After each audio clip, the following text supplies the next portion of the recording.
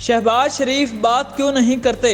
साबिक वज़ीर-ए-आज़म इमरान खान गवर्नेंस के इतने शौकीन नहीं लगते जितना शौक इन्हें मीडिया में रहने का है। वज़ीर-ए-आज़म बनने से पहले हो या वज़ारत उज़्मा के दौरान और अब फिर ओहदे से हटाए जाने के बाद इमरान खान आए दिन मीडिया में रहते हैं। कभी इंटरव्यू की शक्ल में, कभी वीडियो मैसेज, तो कभी तकरीब में खिताब और कभी कौम से खिताब। पहले कभी कौम से खिताब का एजाज सिर्फ वज़ीर-ए-आज़म या सदर मुमलिकत के पास हुआ करता था, लेकिन अब इमरान खान अब ये इस्तिलाह भी अपने लिए इस्तेमाल करवाते हैं और मीडिया भी इसे बिला सोचे समझे इस्तेमाल करता है। पाकिस्तान की तारीख में शायद ही पहले ऐसा हुआ कि एक अपोजिशन लीडर या सिर्फ एक पार्टी लीडर हर दूसरे दिन कौम से खिताब के नाम पर टीवी स्क्रीनों पर नमूदार हो जाए। शुमार किया जाए तो इमरान खान साल के 365 दिनों में 350 दिन तो मीडिया में ही आ जाते हैं। इस हवाले से वो काबिल तारीफ भी हैं, क्योंकि एक सियासी लीडर जितना ज्यादा मीडिया में रहेगा अपने सपोर्टर्स के करीब भी रहेगा। वज़ीर-ए-आज़म होते हुए भी इमरान खान अपनी मसरूफियात से वक्त निकाल कर बाकायदगी के साथ कौम से खिताब करते थे। दूसरी तरफ वज़ीर-ए-आज़म शहबाज शरीफ हैं, इन्हें ओहदा संभाले 10 माह हो चुके हैं और गिने जाएं तो 10 मौके भी ऐसे नहीं मिलेंगे।